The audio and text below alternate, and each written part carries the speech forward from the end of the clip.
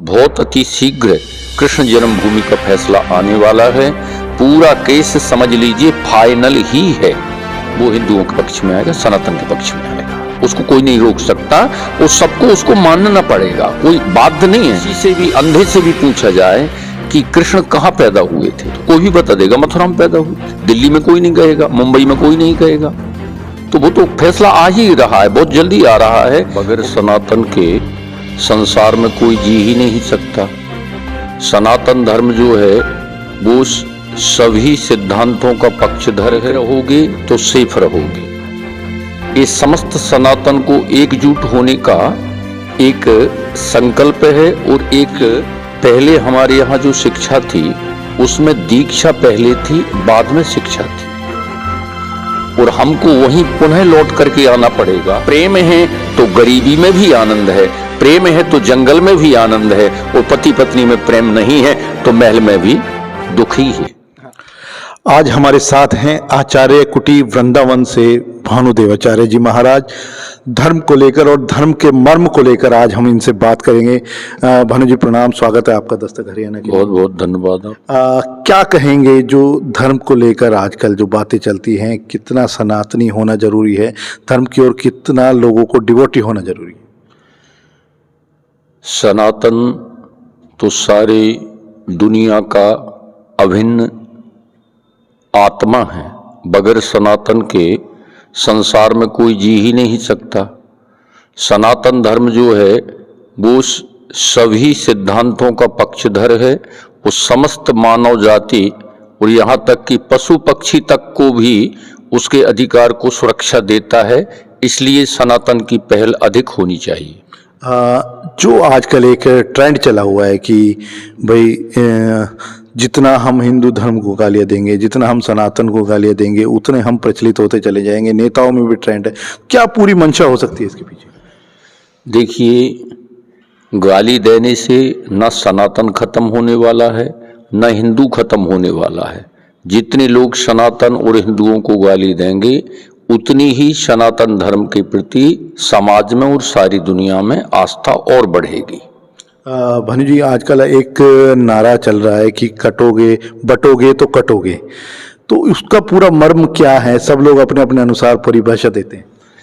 देखिए, ये नारा जो दिया है ये बहुत सोच समझ करके हमारे उत्तर प्रदेश के माननीय मुख्यमंत्री महोदय ने दिया है, और इसी बात को दूसरे ढंग से पूज्य आदरणीय प्रधानमंत्री महोदय ने भी कहा है, एक रहोगे तो सेफ रहोगे। ये समस्त सनातन को एकजुट होने का एक संकल्प है, और एक समस्त सनातन अगर एक होगा तो हम सब सुखी रहेंगे। सनातन की एकता की बात है इसमें, किसी जाति विशेष को लेकर के ये नारा नहीं है। जैसे हम हिंदुस्तान को मानते हैं एक सेक्युलर देश है, क्या उसमें एप्लीकेबल है इस तरह के नारे? क्या हम दे सकते हैं इस तरह के नारे? हाँ, क्यों नहीं। और भी तो धर्म रहते हैं यहाँ पर।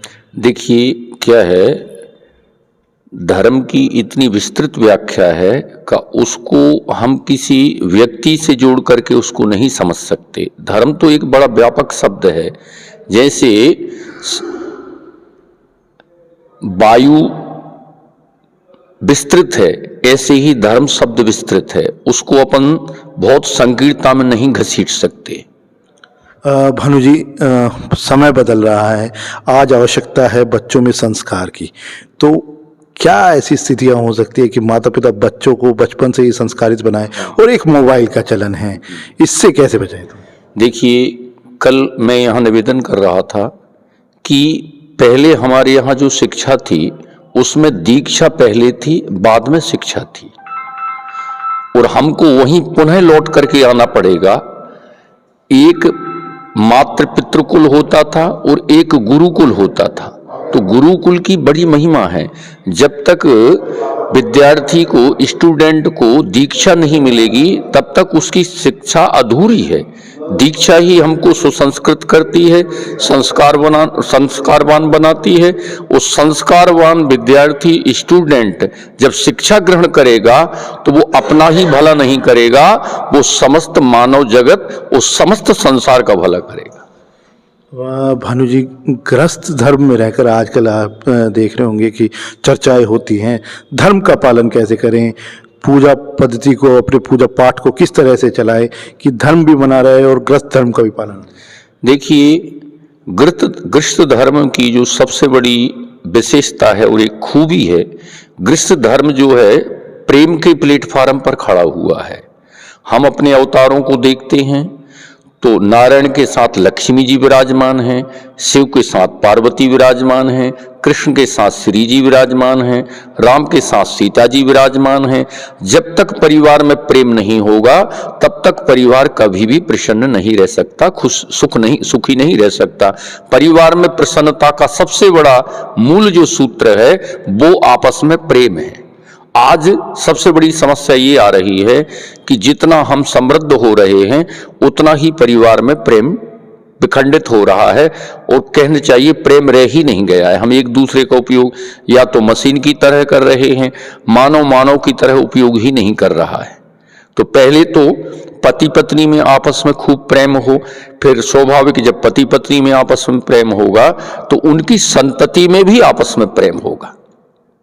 और देखिए, एक बात तो निवेदन करूं, प्रेम का अर्थ प्रेम कुछ महल में होता है कि झोपड़ी में होता है, ये नहीं है। भगवान राम वन में थे तो वन में भी उन्होंने सीता जी का श्रृंगार किया है। बोलिए, किया है कि नहीं किया? एक बार चुनी कुसुम सुहाए, निज कर भूषण राम बनाए, सीतई पहिराए प्रभु सादर, बैठे फटिक शिला पर सुंदर। भगवान राम अपने चरित्र से समस्त मानव जगत को ये संदेश दे रहे हैं कि प्रेम है तो गरीबी में भी आनंद है, प्रेम है तो जंगल में भी आनंद है, और पति पत्नी में प्रेम नहीं है तो महल में भी दुख ही है। हाँ, एक अंतिम सवाल, चूंकि आप मथुरा वृंदावन से संबंध रखते हैं, श्री कृष्ण जन्मभूमि को लेकर कितने आश्वस्त थे कि निर्णय पक्ष में आएगा? देखिए, सभी के लिए शुभकामना कार्तिक मास की। बहुत अति शीघ्र कृष्ण जन्मभूमि का फैसला आने वाला है। पूरा केस समझ लीजिए फाइनल ही है। किसके पक्ष में आने वाला? वो हिंदुओं के पक्ष में आएगा, सनातन के पक्ष में आएगा। उसको कोई नहीं रोक सकता, और सबको उसको मानना पड़ेगा, कोई बाध्य नहीं है।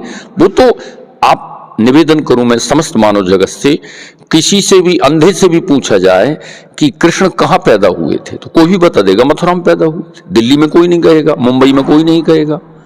तो वो तो फैसला आ ही रहा है, बहुत जल्दी आ रहा है। और मुझको लगता है कि 5 साल के अंदर कृष्ण जन्मभूमि पर भी भव्य मंदिर का निर्माण होगा।